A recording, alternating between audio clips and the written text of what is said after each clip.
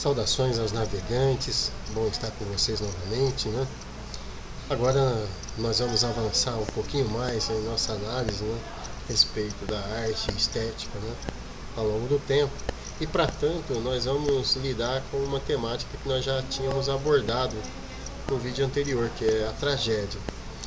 Só que se nos vídeos anteriores nós tratamos da tragédia a partir do olhar de Aristóteles, nós vamos tratar nesse momento da tragédia a partir do olhar de um outro grande pensador. Este pensador contemporâneo, né, que é o Friedrich Nietzsche, né? Certamente você já o conhece, tem aqui inclusive ao fundo, né, uma imagem dele no meu armário, né, e não é por acaso. Ele de fato é muito importante, né?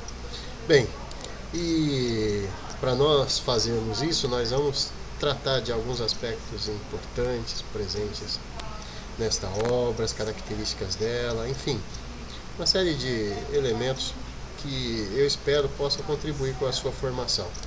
Bom, para começo de conversa então, nós vamos inicialmente fazer uma contextualização quanto aos bastidores da obra. Vamos abordar a influência artística que perpassa a obra de Nietzsche, sobretudo Richard Wagner.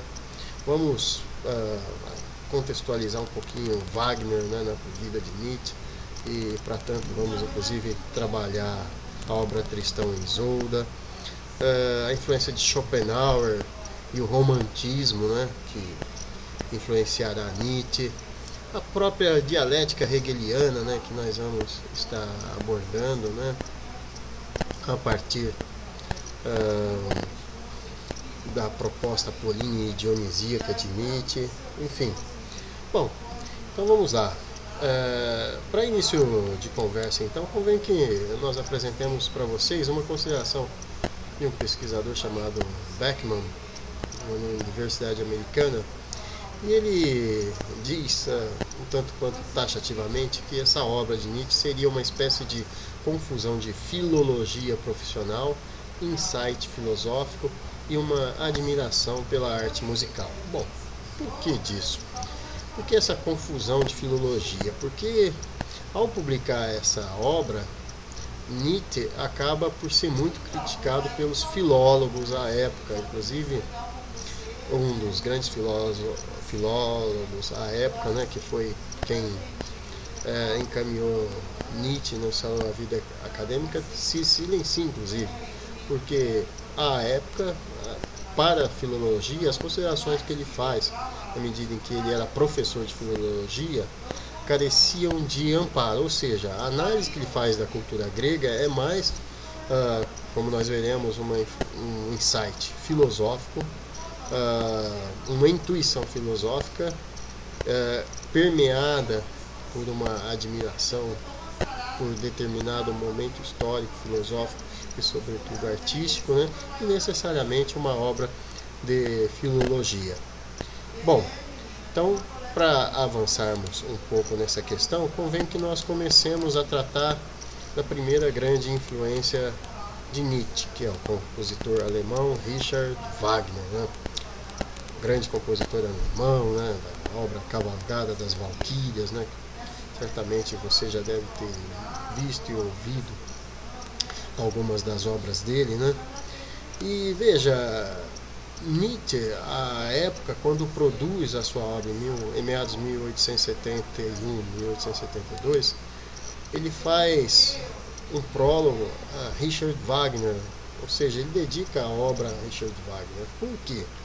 À época, o Nietzsche, né, considerava que aquilo que estava exposto na obra dele representava muito daquilo que ele admirava em Wagner, né, e que tinha em comum, inclusive, com a proposta de Richard Wagner.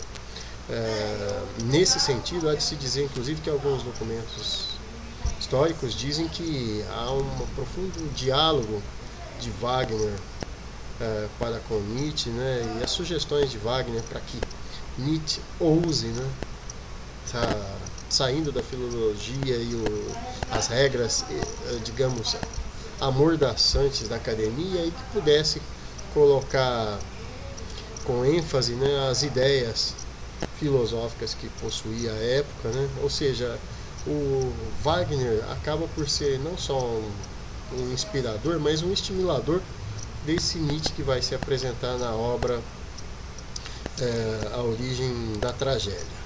Bem, existirão outras questões, né, referentes ao Wagner, né, que vale a pena estar citando. Por exemplo, a relação de Nietzsche com ele vai mudar. Vocês vão ver futuramente seus estudos que ele mais tarde vai renegar, né, essa influência ou mesmo as ideias de Wagner, né? Mas não há como negar que a música presente em Wagner, sobretudo o romantismo wagneriano, em especial em uma obra chamada Tristão e Isolda, vão estar presentes na obra de Nietzsche. Bem, e por que romantismo, gente?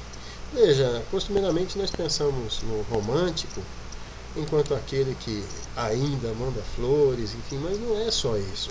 O ideal romântico tem uma série de elementos muito importantes, tais como a referência à natureza, a possibilidade de que existam forças naturais atuando sobre o ser humano e a necessidade de nós voltarmos a essas forças naturais.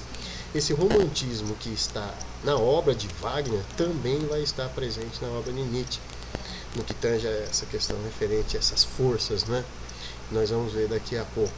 Outra questão, a ideia de um herói que vai solitariamente vencer os desafios, o amor, né, enquanto algo a ser perseguido, mas que tem um final catastrófico, né? Embora especificamente esse tema do amor não esteja, digamos, salientado na obra de Nietzsche, o amor propriamente dito, como nós informamos agora há pouco, é um elemento importante na obra de Wagner e, consequentemente, um representante legítimo do romantismo, né? Bem, outras questões importantes que nós devemos dizer é quanto a essa questão da morte, né? A morte enquanto destino, especificamente na obra de Wagner, produzida em meados de 1857 a 1859, Tristão e Isolda, se apresenta a ideia de que o amor, ainda que belo, ainda que inspire as pessoas a lutarem, tais como o guerreiro Tristão e a jovem Isolda, enfim, o final disso tudo é a morte, né? E aí nós temos uma referência muito importante a Schopenhauer. Por quê? Como nós bem o sabemos, Schopenhauer é um tanto quanto pessimista, né, na medida em que diz que a vida é essencialmente sofrimento, né? E essa referência ao sofrimento e o final humano, que é a morte, vai estar presente na obra do Richard Wagner. Bom, uma outra questão interessante que nós poderíamos estar falando para vocês é referente ao Schopenhauer, né? Que também vai estar nessa obra com muita ênfase. Mas antes disso, eu considero importante, até para vocês sentirem um pouco o que é essa inspiração nietzschiana, né? Alicerçada, por exemplo, dentre outras coisas, em Richard Wagner, que nós apresentemos uma cena da obra de Wagner que é Tristão e Isolda. Eu vou apresentar para vocês agora o término dessa obra, onde há a morte de Tristão, enfim, né? E nós vamos ver uma cantora clássica, né, chamada Nina Stem, cantando e acompanhada, é claro, pela orquestra, né, esse momento, para que vocês possam respirar um pouquinho do que foi esse período. Então, eu convido vocês agora a acompanharem a gente nessa manifestação aqui. Só um momento.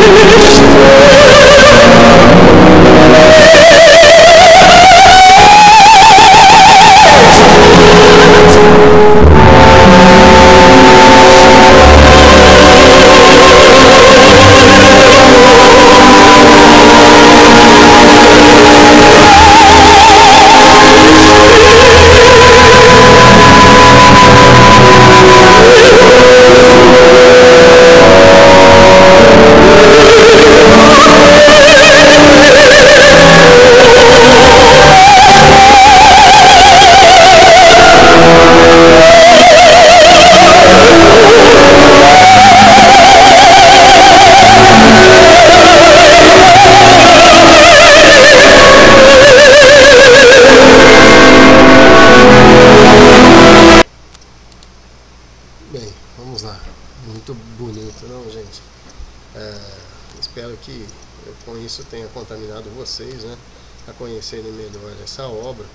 Inclusive, eu devo dizer que existe um filme, né, que busca retratar a história de Tristão e Isolda, né, que foi lançado recentemente. Eu convido vocês a pesquisarem esse tema, né, para conhecer essa obra e ver o quanto ela é interessante. Mas vamos continuar um pouquinho. Agora vamos tratar da outra grande inspiração de Nietzsche, que é o filósofo alemão também, né, o Arthur Schopenhauer. Bem, Schopenhauer, né, como vocês sabem, né, filósofo pessimista, né, na medida que verifica a existência, né, da vontade, e ela nos aprisiona, né, na ilusão, né, e consequentemente faz com que a nossa vida seja um eterno sofrimento, né, é outra grande influência de Nietzsche. Vocês sabem, né, inclusive a história, né, em que Nietzsche se encontrava em uma pequena livraria, né, e ao se deparar com a obra de Schopenhauer, né, o mundo como vontade de representação, a vida dele muda radicalmente, né. Schopenhauer também é uma outra grande influência em Nietzsche. Bem, como nós dissemos, a obra em especial que nós consideramos importante ressaltar é essa, visto que o próprio Nietzsche apresenta ela, porque para Nietzsche, nesta obra, nós temos, digamos, o despertar de uma nova possibilidade, realidade frente às coisas do mundo, enfim. Aqui temos uma imagem, né, que mostra ambos os pensadores, né, cercados de elementos vinculados à filosofia, né, à águia. Aqui, especificamente à esquerda abaixo, tem uma referência ao Schopenhauer, né, ao nos dizer que nós somos como porcos espinhos no frio inverno europeu, que, diga-se de passagem, é uma excelente metáfora para a condição humana, né? Mas Schopenhauer, como dissemos, é uma grande influência na obra de Nietzsche. Em especial, nós consideramos importante salientar um elemento que vai estar presente na obra de Nietzsche, que é o princípio individuationis. O que seria esse princípio? Traduzindo do latim, é o princípio de individuação. Bem, o que seria isso?